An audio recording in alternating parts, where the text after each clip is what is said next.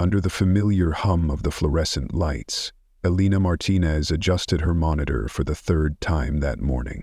In a world where everything moved at breakneck speed, she preserved her own quiet rhythm, an unspoken ritual that began with a diluted black coffee, followed by a quick scan of emails, a meticulous reorganization of her data folders, and finally, a deep dive into the endless ocean of numbers. Numbers were her compass, her sanctuary, and the reason why Quantic Systems had risen to become one of the fastest-growing data analytics firms in the city. While her co-workers buzzed with conversations about weekend getaways or whispered office gossip, Elena remained tethered to her spreadsheets and algorithms. Numbers didn't lie. They didn't pick favorites, and they never turned their backs on you during lunch breaks. They were consistent, transparent, and loyal. Qualities she found increasingly rare in human interactions. At 28, Elena had already carved out a reputation as the most precise and detail-oriented data analyst on the third floor. Her workspace stood as a monument to order, color-coded folders stacked perfectly, pens lined like soldiers on a mission, and a tiny succulent thriving defiantly under the cold artificial light. She wore crisp, understated blouses, kept her jet black hair in a low ponytail, and preferred to blend in rather than stand out. In an office where charisma and flash often led to promotions, Elena's quiet excellence remained mostly invisible, except to the numbers, which always noticed. "Morning, Elena," called Sarah from the desk beside hers, her voice coated with the forced cheerfulness that often accompanied Monday mornings. "Did you see the email about the quarterly review?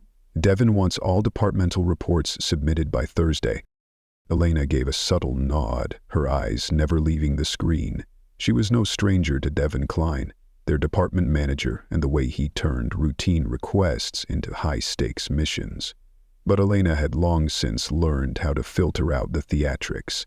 She separated the urgency from the unnecessary noise, the way she separated bitter coffee from its airy foam. "I'll have mine done by Wednesday," she replied, her fingers already gliding across the keyboard as she opened the client performance metrics. Once again, the data began telling her a story truer than any narrative created in a boardroom. In just 2 years, Quantic Systems had exploded from a modest startup to a full-scale mid-sized company with over 200 employees. And with that growth came opportunities and unfamiliar faces. Some were easy to read, others were less so, especially Marcus Klein. Marcus, Devin's vaguely introduced cousin, had appeared 3 months ago with the nebulous title of Strategic Data Coordinator. He had taken over the corner office that once belonged to Linda, a seasoned analyst who had suddenly and mysteriously been transferred to the Portland branch after raising questions about irregularities in the data. Elena remembered Linda's last few days, the fatigue behind her eyes, the frown she carried like a shadow, and the hushed mentions of doctored numbers and family ties. But Linda had left without naming names, and Elena, ever the quiet observer, had learned to avoid anything that smelled like drama. In places like this, silence wasn't cowardice, it was survival. Time passed, and Elena did what she did best, immerse herself in the stories only she could hear. The numbers weren't just figures, they were narratives. Stories of explosive campaigns, of clients teetering on the edge of loss, of patterns emerging like ripples beneath the surface. She could see what others missed. She had the rare ability to interpret the spaces between the numbers. It was a skill that earned her subtle nods of appreciation from clients and occasionally from the higher-ups, though rarely acknowledged out loud. But that didn't matter to Elena. What mattered was accuracy, truth, and the invisible contract she had made with the data. To speak for it when others twisted it, to see it clearly even when it revealed something inconvenient. What she didn't know, at least not yet, was that very soon she would be asked to choose between her values and her job. And when that moment came, the numbers would still be there, waiting, like always, to tell the truth. But Elena wasn't looking for applause. What she longed for wasn't the spotlight, it was precision, truth, and sometimes something as simple as the feeling of being in control of one small thing in a chaotic world. You can go ahead and send the next section. I'm ready to continue the story in a seamless, emotionally driven rhythm. By mid-morning, as soft sunlight filtered through the frosted glass panels of the building, Elena saw him again. The janitor, by now a familiar fixture of her quiet late evenings at the office, was slowly pushing his cleaning cart down the hallway. He had been on the night shift for nearly a month, and because Elena often stayed late to finish her projects, they'd crossed paths far more often than most of her co-workers. He had a gentle demeanor, looked to be in his 60s with silvery hair and bright eyes behind thin metal-rimmed glasses. Unlike most of the cleaning crew, who usually passed through the hallways like a passing breeze, avoiding unnecessary interaction, he moved with intention, with a kind of quiet precision, as though reading the very texture of the place. Elena had seen him pause for unusually long periods near the meeting rooms, or methodically wipe down the copier area with a patience that felt almost meditative. Once, she even spotted him lingering outside Devon's office while he was on a call with a major client, and the expression on his face didn't belong to someone merely concerned with emptying trash bins. "Excuse me, young lady," he said softly as he approached her desk, his voice warm like a song drifting through the end of day. "Mind if I empty this bin?" Elena looked up, slightly surprised. The cleaning staff usually avoided conversation. "Of course, Mr. Howard," she replied, trying to offer a polite smile. He nodded with a gentle curve of his lips. "Just call me Mr. Howard. And you're Elena, right? I've heard a lot of good things about your work." His words caught her off guard. She couldn't recall the last time anyone in the company had told her they appreciated her work, let alone a night shift janitor. "Thank you," she said, her voice touched by a quiet warmth, like sunlight briefly breaking through clouds. "I didn't think anyone noticed." Mr. Howard chuckled as he replaced the bin liner. "Oh, I notice plenty. You do this job long enough and you learn who really keeps the engine running. Companies like this, they survive because of people like you, the ones who do the work right, even when no one's watching." There was something in his voice that made Elena pause. His eyes held a depth of awareness, a wisdom that didn't quite match his modest uniform. But before she could say anything more, he gave her a nod and moved on, leaving behind a faint, nameless melody hanging in the air. The late afternoon slipped by in a tide of data and reports. Elena was deep into a complex dashboard analysis when Devon's voice cut sharply across the office, jolting everyone from their focused trance. "Team meeting in conference room B, 5 minutes. Drop what you're doing." Elena hit save on her work, grabbed her notebook, and merged into the flow of colleagues heading toward the glass-walled room where strategy briefings usually took place. Devon stood at the front, polished to perfection like he'd been plucked from a business magazine. His hair slicked, suit impeccably tailored, the image of performative confidence. Beside him stood Marcus, wearing his signature half-smile, the one that increasingly grated on Elena's nerves. "Dear colleagues," Devon began, his voice rising with TED Talk-like theatrics, "we've got excellent news. This past quarter, our department has outperformed expectations, and I want each of you to understand your role in that success." He tapped the remote. The first slide lit up, charts glowing with aggressive upward trends. Elena recognized several right away. They were drawn from the same data sets she had worked on that very morning. "Customer satisfaction is at an all-time high," Devon continued, each word emphasized as if sculpted. "Performance metrics exceeding industry standards and the strategic initiatives led by Marcus have produced unprecedented results." Elena frowned. Something felt off. These figures were significantly higher than what she'd seen in the raw data. A few percentage points could be chalked up to formatting or rounding, but this was a gap too wide to be accidental. She noticed a few negative client comments had mysteriously vanished. It was as if someone had deliberately cleaned the numbers.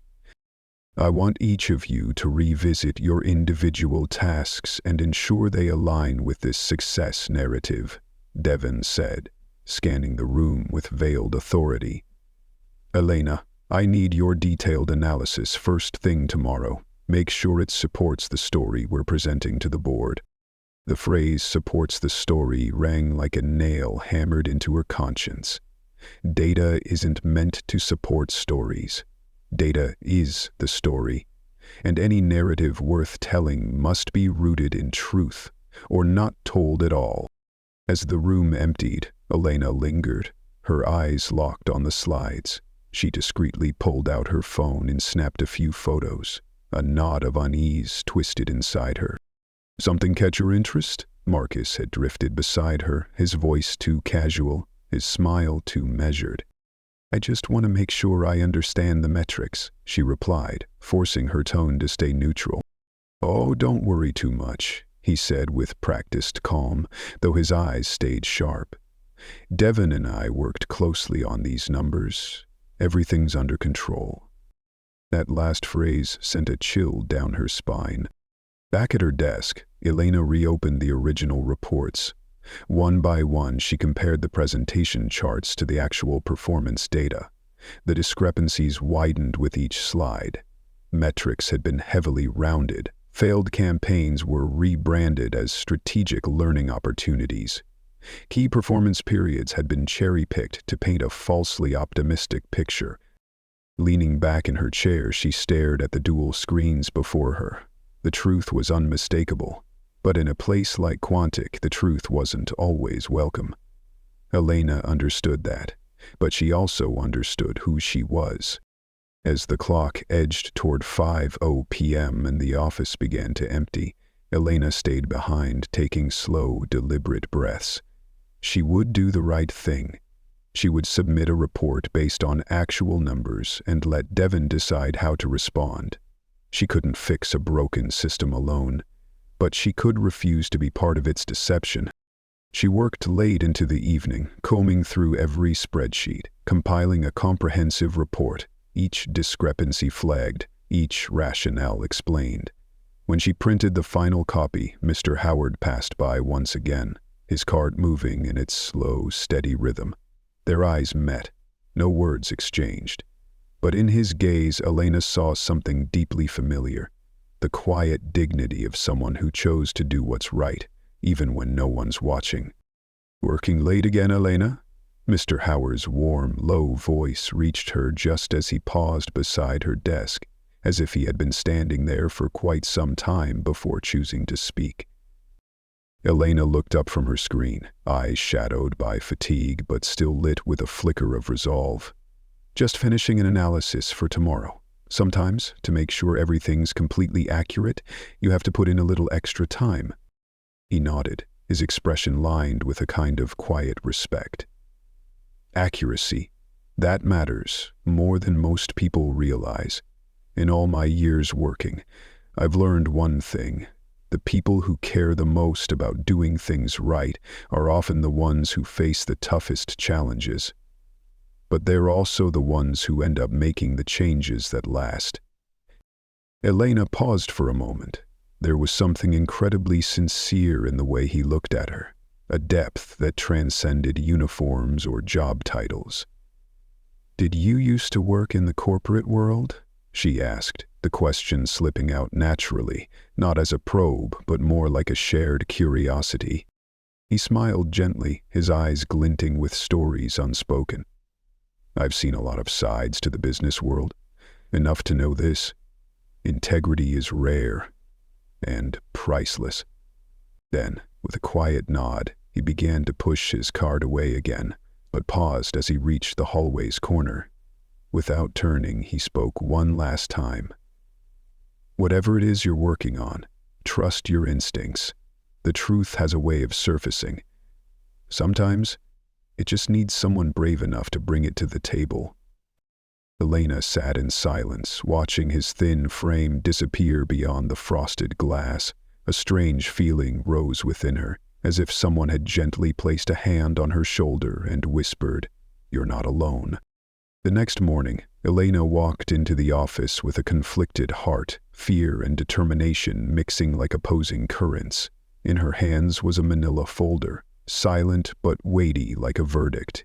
Inside, the truth. The night before, she'd rehearsed exactly how to present the data discrepancies, professionally, constructively, focused on solutions rather than accusations. But just before the meeting, Devin added a new request. "Before the presentation, I need you to audit Marcus's quarterly report. The board wants a full summary. Top priority." Elena opened Marcus's files with her usual care. At first glance, everything sparkled. Northfield's account had supposedly grown by 47%. Carver Technologies had shown massive productivity gains. Rodriguez Group had allegedly saved an impressive amount of money. Every metric felt like it had been polished for applause. And that's exactly what made Elena uneasy. She pulled the raw data from Northfield and compared it to the summary. The real growth? Just 12%.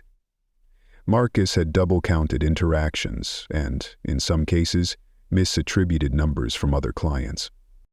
Her pulse quickened. This wasn't carelessness, it was calculated. She moved to Carver's account. The report claimed a 60% increase in productivity, but client survey data told a different story. Complaints about sluggish systems, 2 documented threats to cancel their contract entirely. Rodriguez was worse. Marcus reported a savings of $230,000, 0 cents. In truth, he had reclassified failed campaign expenses as research and development. The reality? The client had lost $45,000, 0 cents. Elena leaned back in her chair, cold sweat creeping down her arms. This wasn't exaggeration, it was fraud. She wasn't just facing bad math. She was staring into a system designed to fabricate success for the benefit of shareholders and boardroom optics. For the next 3 hours, she worked relentlessly, annotating each discrepancy with evidence and context. She crafted a report that couldn't be ignored, logical, thorough, impossible to spin. At 2:30 p.m., she stood outside Devon's office, holding 2 folders. One was her regular report, the other, a damning expose. "Elena." "Perfect timing," Devon said without looking up. "I assume everything's ready." "Everything look good?" She set the folders down on his desk. "It's done. But there's a serious issue." Devon finally looked up, the smile fading from his face. "Issue?" Elena opened Marcus's file and began walking him through the distortions. Inflated numbers, falsified campaigns, buried losses. With every sentence, Devon's expression hardened, not with concern, but with a controlled, simmering tension, almost anger. And in that moment, Elena understood. Not everyone wanted the truth. Some had built their careers on avoiding it. "These are serious allegations, Elena," Devon said coolly when she finished. His tone was measured, but the weight in his voice was crushing. "You're implying Marcus deliberately falsified client data." Elena held his gaze. Her voice was calm, but firm. "I'm not accusing anyone. I'm reporting what the data shows. These discrepancies are significant and consistent across multiple accounts." Devon stood and turned toward the window, staring into the overcast skyline as if it might offer him a way out. "You know, Elena, after running this department for 3 years, I've learned something. There are 2 kinds of employees, the ones who see the big picture and know what really matters, who drive collective success. And then there are the ones who get caught up in the weeds, so focused on details they forget what we're all working toward." Elena straightened in her chair. A cold wave crawled up her spine. "Devon, these aren't weeds. This is false reporting. If this gets out." "If what gets out?" Devon turned sharply, voice like a blade. That a junior employee made a rookie mistake, that a data analyst blew it out of proportion. "This isn't a rookie mistake," Elena shot back, her voice steady but resolute. "It's systemic manipulation. It's fraud." Devon walked back to his desk and closed both folders without so much as a glance inside. "Let me give you some advice, Elena. In business, we focus on positive outcomes and moving forward. Obsessing over perfection helps no one. Not the company, not the clients." She stared at him, unable to believe what she was hearing. "You're asking me to ignore evidence of data fraud?" "No," he replied, with the calm of someone explaining office policy. "I'm telling you not to blow things up over a few small discrepancies. Marcus's family, and he's learning." The word family dropped into the air like an unspoken threat. Elena realized then that Devon had no intention of fixing anything. He wasn't going to correct the lies, he was going to protect them. "What about our clients?" she asked softly. "Don't they deserve to know the truth?" Devon chuckled, a hollow sound that never touched his eyes. "They deserve results. And sometimes, to get results, you need a little creativity with the narrative." "That's business." Elena walked out of his office, heart pounding like a drum in her chest. She had expected resistance, maybe denial, but not this. Not a complete rejection of ethics as part of the company's so-called strategy. Back at her desk, she sat in silence, staring at the empty screen. What she did next could define her career and possibly destroy it. Then she remembered the internal audit system. 6 months ago, Quantic had introduced an anonymous reporting tool for compliance violations, promising protection from retaliation. She'd never used it before, but she knew exactly how it worked. When Devon left for a late afternoon meeting, Elena logged in and uploaded everything: her analysis, the altered figures, Devon's reaction. The system promised escalation to the highest levels of leadership within 48 hours. As she clicked submit, a strange surge rose in her chest, part relief, part terror. She had done the right thing. But somewhere deep inside, Elena knew she had just made herself a target. That evening, long after most had gone home, Mr. Howard passed by again, pushing his familiar cart. He paused at her desk, his eyes full of something deeper than concern, understanding. "Long day?" he asked gently. Elena only nodded. She was afraid if she opened her mouth, the tightness in her throat would snap like an overstretched violin string. "Some days," he said softly. "Doing the right thing is the hardest thing, but in the end, it's always worth it." Elena looked up at him, suddenly wondering how he always knew exactly what she needed to hear. "I hope so," she whispered. He smiled, a smile that was warm, steady, and carried the quiet certainty of a promise from another lifetime. "Trust me, Elena, the truth always finds someone worthy of hearing it." As Elena gathered her things, she had no idea the system had already flagged her report. Not for investigation, but for immediate escalation to the department's management team. Devon would know everything before she even made it to the parking garage. The trap had been set, and Elena was walking right into its center. Friday morning arrived like nothing had happened. People laughed, the coffee machine clicked and hissed in its usual rhythm. But to Elena, the silence was too complete, unnatural, too calm, like the still surface of a lake just before the storm breaks. She took her seat, trying to immerse herself in her normal routines. She kept telling herself, maybe this time, leadership would actually look at the data. Maybe justice would finally be served.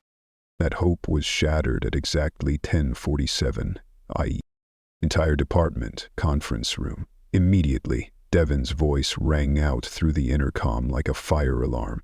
No one had time to react. His tone was sharp, urgent, like a blade drawn. Sarah leaned toward Elena, eyes wide with concern. "Do you know what this is about?" Elena shook her head, but inside something twisted. This wasn't protocol. All staff meetings were usually scheduled in advance, and Devon looked like a man who had rehearsed this moment all night. The glass-walled room buzzed with confused murmurs. Elena sat near the back, trying to make herself small, though she could feel invisible eyes pressing in on her from all sides. Devon stood at the front, his usually neat hair slightly out of place. His eyes glinted, not with worry, but with barely contained triumph. Marcus sat in the front row, no longer smiling. His face was unreadable. Was it sympathy or calculation? "Ladies and gentlemen," Devon began, his voice slicing the air like a prosecutor's opening statement, "I have an important announcement. I've called this emergency meeting," he declared, his voice echoing through the packed room, "because we are facing a serious situation, one that threatens the integrity of this entire department." Elena felt the blood freeze in her veins. The words that followed landed like precision-forged knives. "Yesterday, I became aware that a member of our team has circulated baseless accusations alleging misconduct in our data reporting, claims that if believed could damage our client relationships and erode the trust our executive board has placed in us." The room fell silent.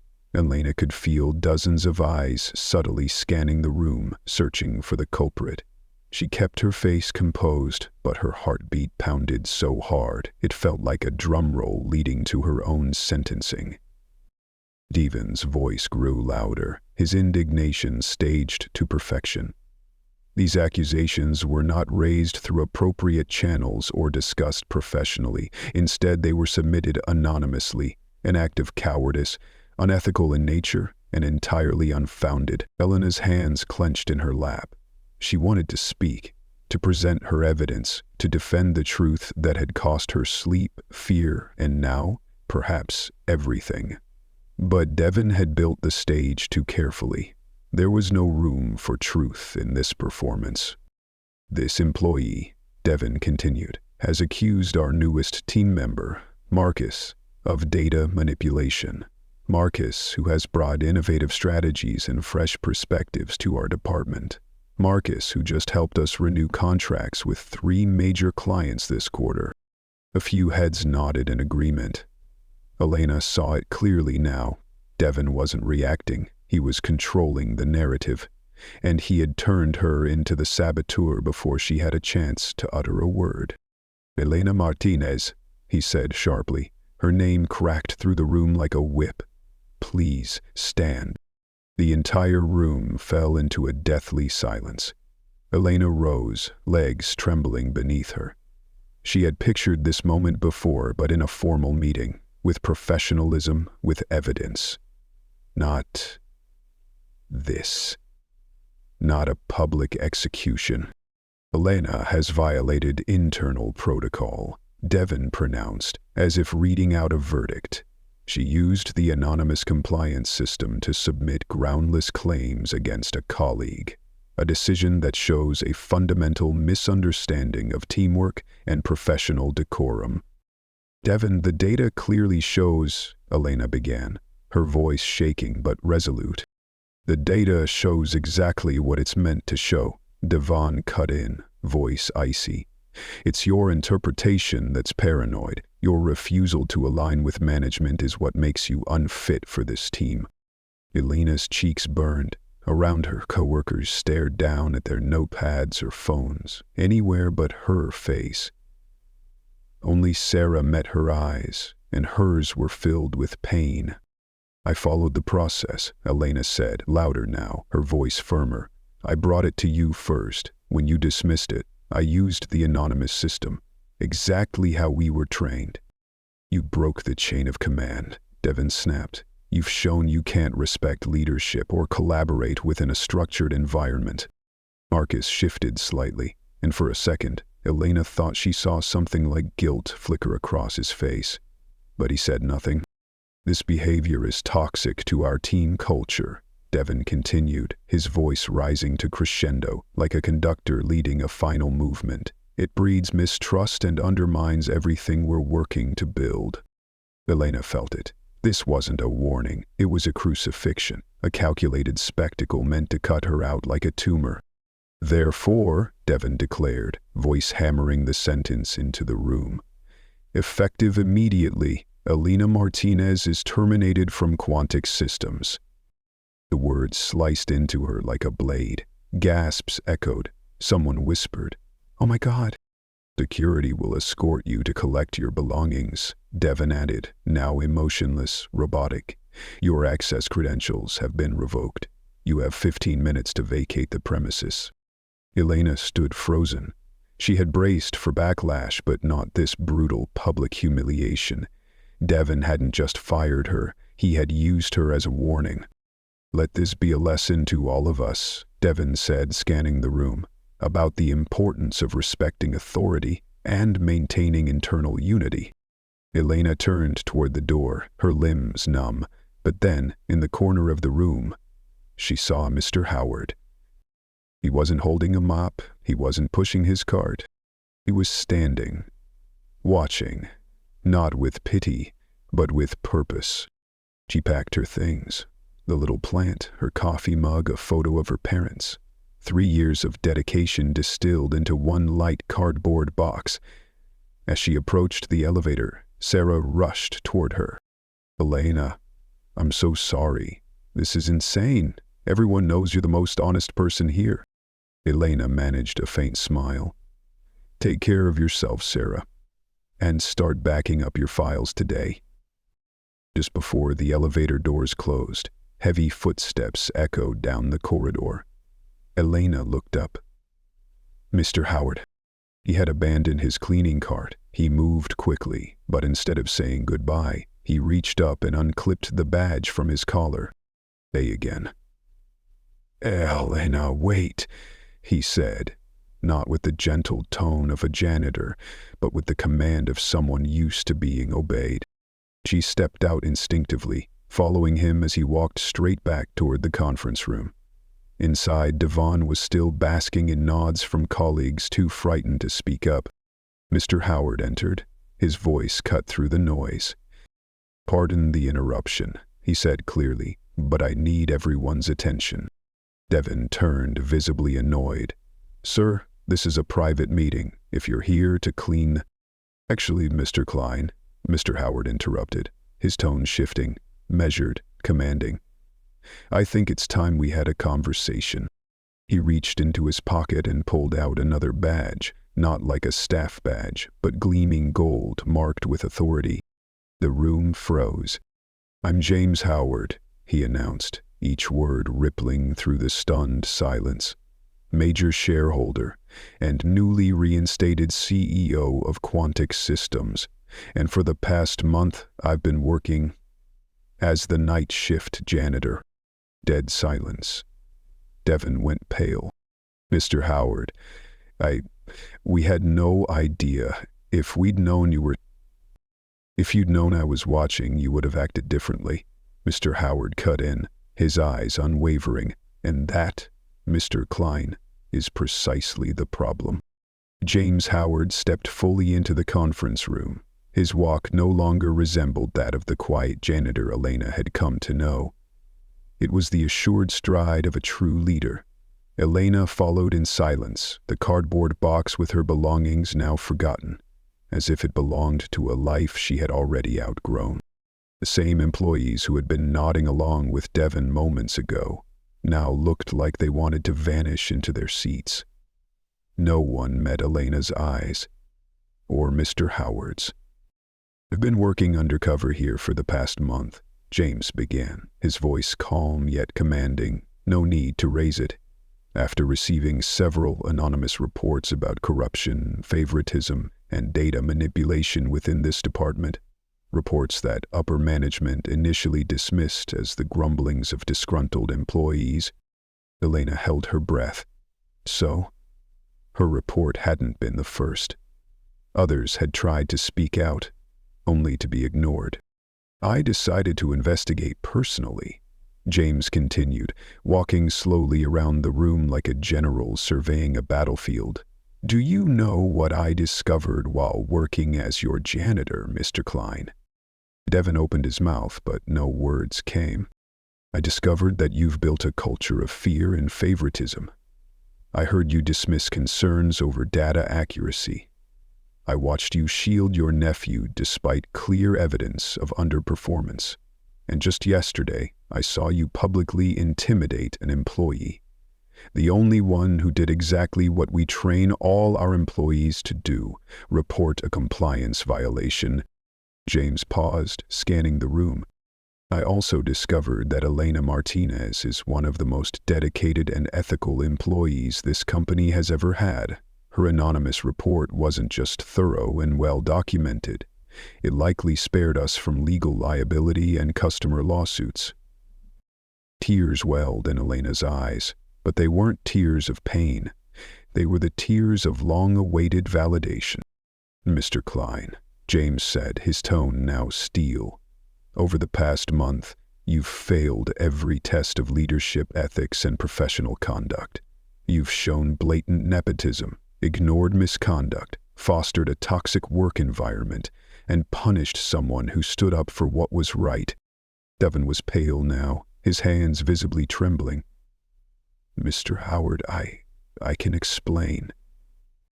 Can you explain why you just fired the most honest person in this room in front of the entire team? James snapped. Can you explain why you let falsified reports reach upper management?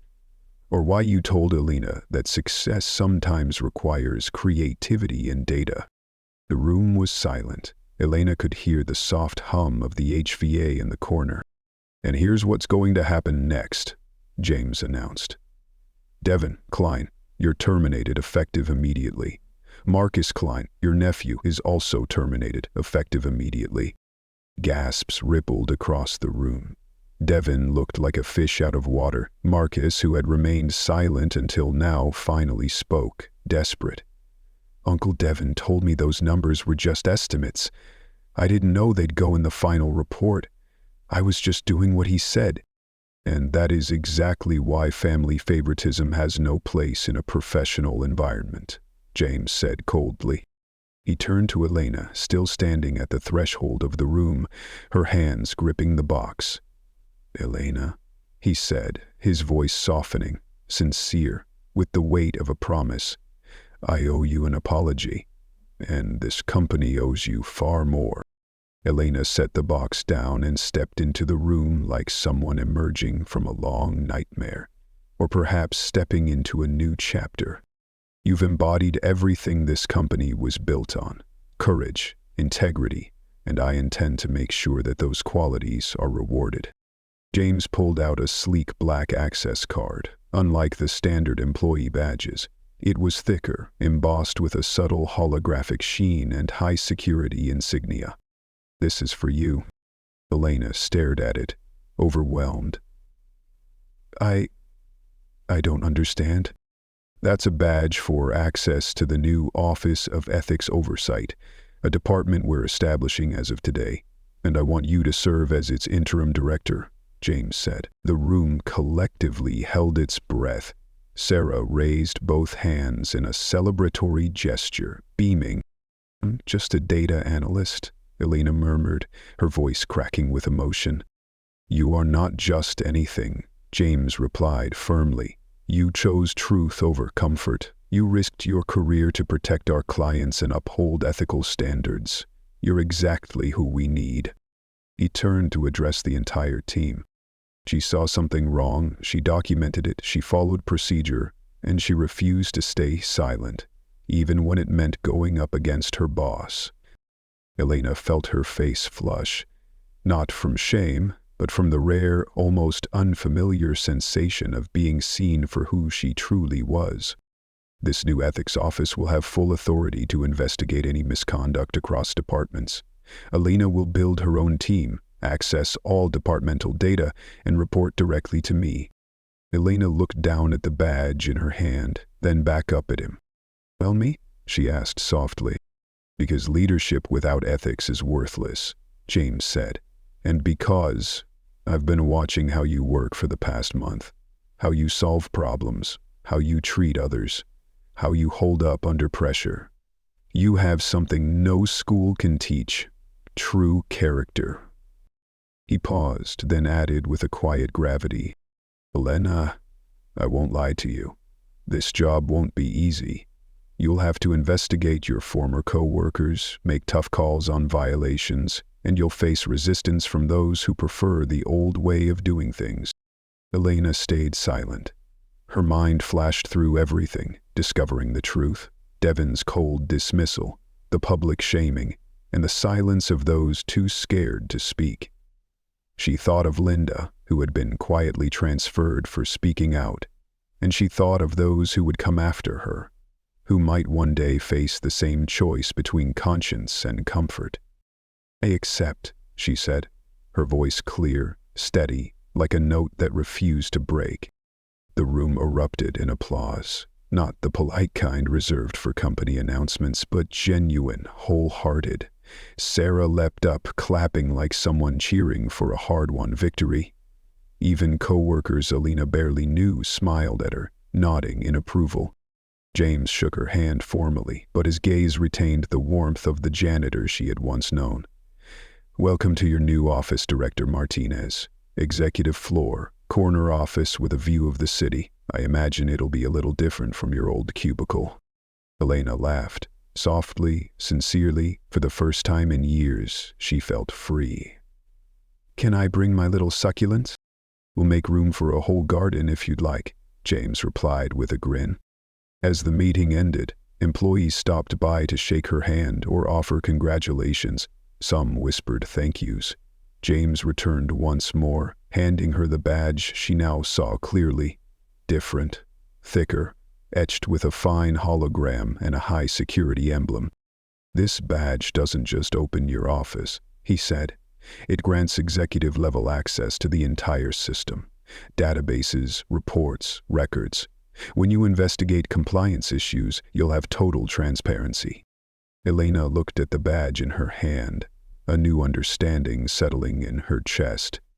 This wasn't just a key to a corner office. It was a key to the truth.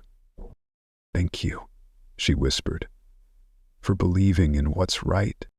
"No," James replied, his eyes glinting. "Thank you for proving that, even in today's corporate America, integrity still matters." 3 weeks later, Elena stood in her new corner office, watching the sunrise bathe the skyline in gold.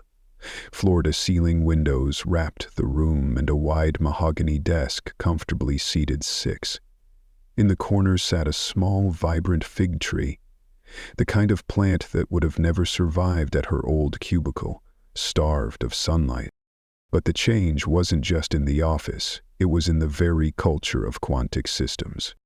The Office of Ethics Oversight quickly became the most talked-about department in the company, not because of fear, but because of the sense of safety it created. Elena had designed the space to feel more like a refuge than a tribunal: soft couches, warm lighting, and a coffee station that had become an unofficial hub for honest, unmonitored conversations. Sarah had been the first person Elena brought on board for her natural empathy and razor-sharp analytical mind. Linda, who had once been transferred away for questioning Marcus's data, returned from the Portland branch as a senior investigator, bringing deep knowledge of the systemic issues the company had once ignored. They also brought in Michael Chen, a forensic data analyst with an auditing background, and Dr. Priya Sharma, an organizational psychologist with expertise in cultural transformation. A small team, but a fierce one. "Elena, got a minute?" Sarah appeared in the doorway, tablet in hand, her smile barely hiding the good news. "Always. What's up?" Quarterly culture survey report just came in. Results blew past projections. Satisfaction with transparency and management is up 47%. Sense of safety when raising concerns, up 62%. And here's the best part: voluntary turnover just hit an all-time low. Elena smiled. Not the kind of smile reserved for holiday bonuses, but the kind that came from real change. What about the affected clients? They've all been contacted. All data has been corrected. Rodriguez Group thanked us for the honesty and signed a 2-year extension. Carver Technologies was so impressed they've referred us to 2 new clients. Elena nodded, recalling James's words. Trust creates lasting value, not temporary manipulation. Any new issues this week? 3 minor ones, all handled through direct conversations, no serious violations. Michael's training sessions are really making a difference. Even the anonymous reporting system was being used less, because people now felt safe enough to speak up directly. When Marcus stopped by yesterday, Sarah added, her voice softening. He apologized. Said he's enrolled in a data analytics certification program. He asked if, one day, he could request a reference. If he proves himself. Elena paused, thoughtful. She'd learned that ethics wasn't just about punishment. It was about forgiveness and second chances for those willing to change. Set up the meeting, she said. If he's serious, he deserves the opportunity to show it. As Sarah left, Elena turned back to the window. Just weeks ago, she'd stood in that same parking lot below, shaking, with a light box and a heart weighed down by betrayal. A soft knock on the door broke her thoughts. James Howard, now in a perfectly tailored suit, walked in with the familiar smile of the janitor he once was. Good morning, Director Martinez. Might I steal a moment with the company's new chairwoman? Elena laughed. I think I can make time. James took the seat Sarah had just vacated. I just wanted to thank you for the client correction report. The board was initially nervous about legal risks, but the feedback has been overwhelmingly positive. Turns out honesty really is the best policy. Most of the time, Elena replied, even when it doesn't look like it at first. James's expression grew more serious. Do you ever regret it, speaking up that day? Elena thought for a moment. 3 weeks ago, she was a disregarded analyst. Now she led a department, driving meaningful change. And if she had to do it all over again? Never, she said firmly. No matter the outcome, I'd regret staying silent far more. James nodded. That's why this company needs you. He stood, but paused at the door. Elena, companies don't fail because of mistakes. They fail because no one dares to speak the truth. You did. And because of that, Quantic Systems is stronger, more honest, and more successful than ever. After he left, Elena returned to her desk, her hand resting on the black badge, not a distant symbol anymore. Now, it sat plainly on her desk, a quiet reminder that integrity, once revealed, no longer needs to hide. Outside the window, the city buzzed with morning life. Somewhere in that crowd, someone else might be standing at the edge of their truth, and Elena hoped they'd find the courage to speak it. Because now, more than ever, she believed one thing to be true. The truth always finds those worthy of holding it, even if sometimes it needs a janitor to deliver it to the right hands. And if you haven't already, subscribe to Moments of Quiet Truth, where we believe that the human spirit is never truly defeated, only waiting to rise.